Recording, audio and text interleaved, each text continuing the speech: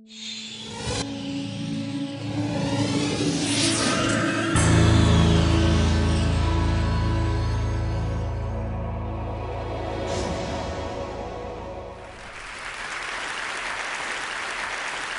you know how many choices you make in a typical day? Do you know how many choices you make in a typical week? I recently did a survey with over 2,000 Americans, and the average number of choices that the typical American reports making is about 70 in a typical day. There was also recently a study done with CEOs in which they followed CEOs around for a whole week. And these scientists simply documented all the various tasks that these CEOs engaged in and how much time they spent engaging in making decisions related to these tasks. And they found that the average CEO engaged in about 139 tasks in a week. Each task was made up of many sub-choices, of course. 50% of their decisions were made in 9 minutes or less. Only about 12% of the decisions did they make in an hour or more of their time. Think about your own choices. Do you know how many choices make it into your 9-minute category versus your 1-hour category? How well do you think you're doing at managing those choices? Today I want to talk about one of the biggest modern-day choosing problems that we have, which is the choice overload problem. I want to talk about the problem and some potential solutions. Now, as I talk about this problem, I'm going to have some questions for you, and I'm going to want to know your answers. So when I ask you a question, since I'm blind, only raise your hands if you want to burn off some calories. Otherwise, when I ask you a question, and if your answer is yes, I'd like you to clap your hands. So for my first question for you today, are you guys ready to hear about the choice overload problem? Thank you. So when I was a graduate student at Stanford University, I used to go to this very upscale grocery store. At least at that time, it was truly upscale. It was a store called Draeger's. Now this store, it was almost like going to an amusement park. They had 250 different kinds of mustards and vinegars and over 500 different kinds of fruits and vegetables and more than 24 different kinds of bottled water. And this is during a time when we actually used to drink tap water. I used to love going to this store, but on one occasion, I asked myself, well, how come you never buy anything? Oh, here's their olive oil aisle. They had over 75 different kinds of olive oils, including those that were in a locked case that came from 1,000-year-old olive trees. So I one day decided to pay a visit to the manager, and I asked the manager, you know, is this model of offering people all this choice really working? And he pointed to the busloads of tourists that would show up every day, with cameras ready usually. We decided to do a little experiment. And we picked jam for our experiment. Here's their jam aisle. They had 348 different kinds of jam. We set up a little tasting booth right near the entrance of the store. We either put out 6 different flavors of jam or 24 different flavors of jam. And we looked at 2 things. First, in which case were people more likely to, stop, sample some jam? More people stopped when there were 24, about 60%, than when there were 6, about 40%. The next thing we looked at is in which case were people more likely to buy a jar of jam. And now we see the opposite effect. Of the people who stopped when there were 24, only 3% of them actually bought a jar of jam.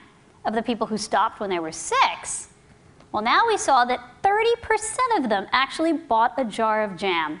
Now, if you do the math, people were at least 6 times more likely to buy a jar of jam if they encountered 6 than if they encountered 24.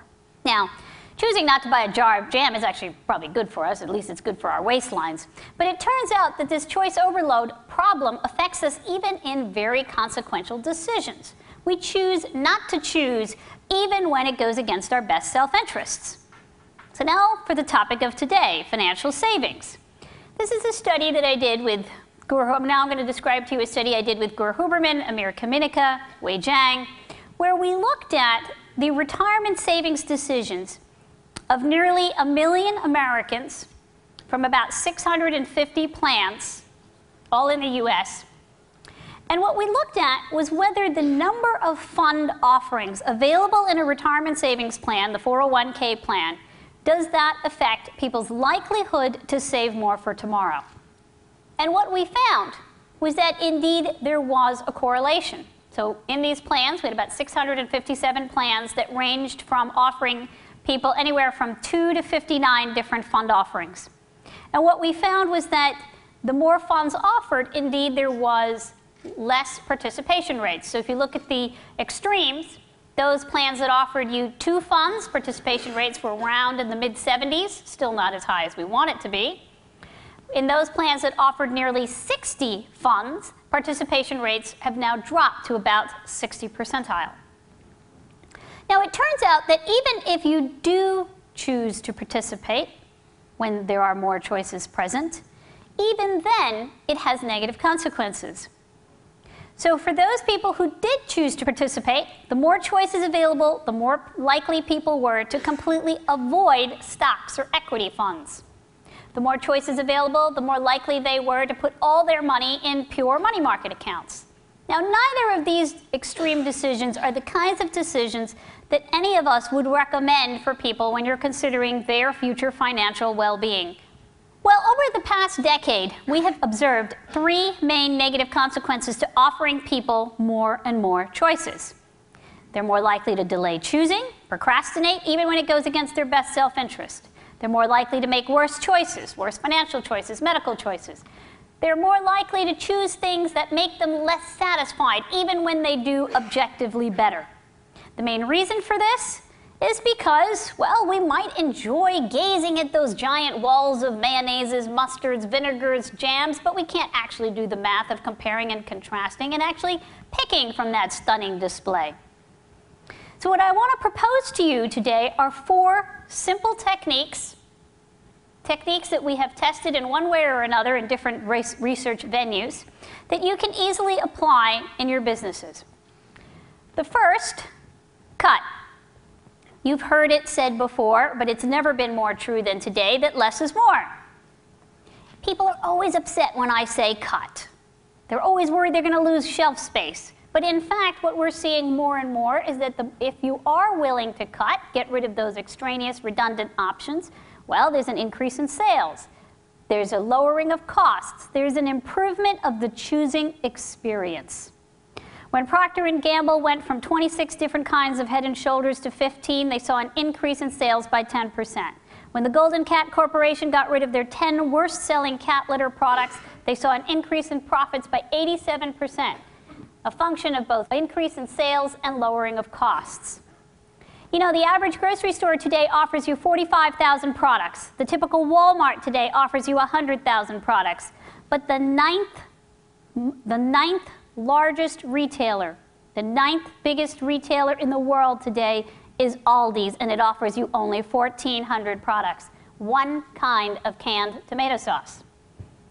Now, in the financial savings world, I think one of the best examples that has recently come out on how to best manage the choice offerings has actually been something that David Leibson was heavily involved in designing, which is the program that they have at Harvard. Every single Harvard employee is now automatically enrolled in the Life Cycle Fund. For those people who actually want to choose, they're given 20 funds, not 300 or more funds. You know, often people say, I don't know how to cut. They're all important choices. And the first thing I do is I ask the employees, tell me how these choices are different from one another. And if your employees can't tell them apart, neither can your consumers. Now, before we started our session this afternoon, I had a chat with Gary. And Gary said that he would be willing to offer people in this audience an all-expenses paid free vacation to the most beautiful road in the world. Here's a description of the road. Okay, and I'd like you to read it, and now I'll give you a few seconds to read it, and then I want you to clap your hands if you're ready to take Gary up on his offer. Okay? Anybody who's ready to take him up on his offer? Is that all? All right, let me show you some more about this. You guys knew there was a trick, didn't you?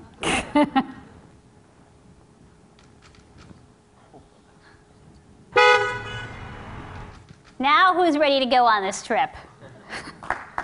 I think I might have actually heard more hands.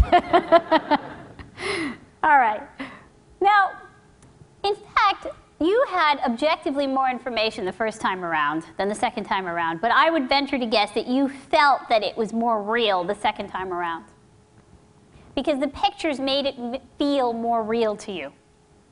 Which brings me to the second technique for handling the choice overload problem, which was concretization. That in order for people to understand the differences between the choices, they have to be able to understand the consequences associated with each choice, and that the consequences need to be felt in a vivid sort of way, in a very concrete way. Why do people spend an average of 15 to 30% more when they use an ATM card or a credit card as opposed to cash? Because it doesn't feel like real money.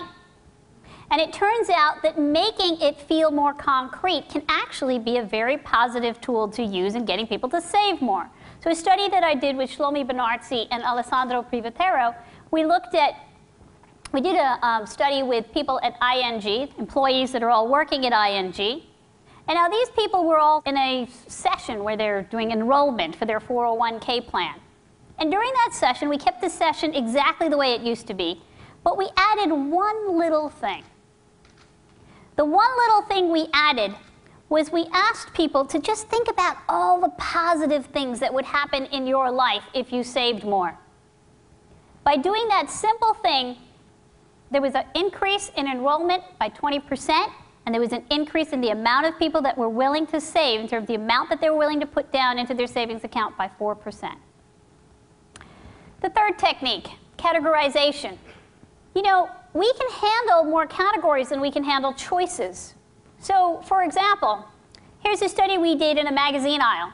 Turns out that in Wegmans grocery stores up and down the Northeast corridor, the magazine aisles range anywhere from 331 different kinds of magazines versus all the way up to 664. But you know what? If I show you 600 magazines and I divide them up into 10 categories, versus I show you 400 magazines and divide them up into 20 categories, you believe that I have given you more choice and a better choosing experience if I gave you the 400 than if I gave you the 600. Because the categories tell me how to tell them apart. Here are two different jewelry displays. One is called jazz, and the other one is called swing. If you think the display on the left is swing and the display on the right is jazz, clap your hands. Okay, there's some. If you think the one on the left is jazz and the one on the right is swing, clap your hands. Okay, a bit more. Okay? Now it turns out you're right. The one on the left is jazz and the one on the right is swing. But you know what? This is a highly useless categorization scheme. You know, the categories need to say something to the chooser, not the choice maker. And you often see that problem when it comes down to those long lists of all these funds. Who are they actually supposed to be informing? My fourth technique, condition for complexity. It turns out we can actually handle a lot more information than we think we can. We just got to take it a little easier. We have got to gradually increase the complexity. I'm going to show you one example of what I'm talking about. Let's take a very, very complicated decision, buying a car. Here's a German car manufacturer that gives you the opportunity to completely custom make your car. You're going to make 60 different decisions, completely make up your car. Now these decisions vary in the number of choices that they offer per decision. Car colors, exterior car colors, I've got 56 choices. Engine, gear shift, 4 choices. So now what I'm going to do is I'm going to vary the order in which these decisions appear. So half of the customers are going to go from high choice, 56 car colors, to low choice, 4 gear shifts. The other half of the customers are going to go from low choice, 4 gear shifts, to 56 car colors, high choice. What am I going to look at?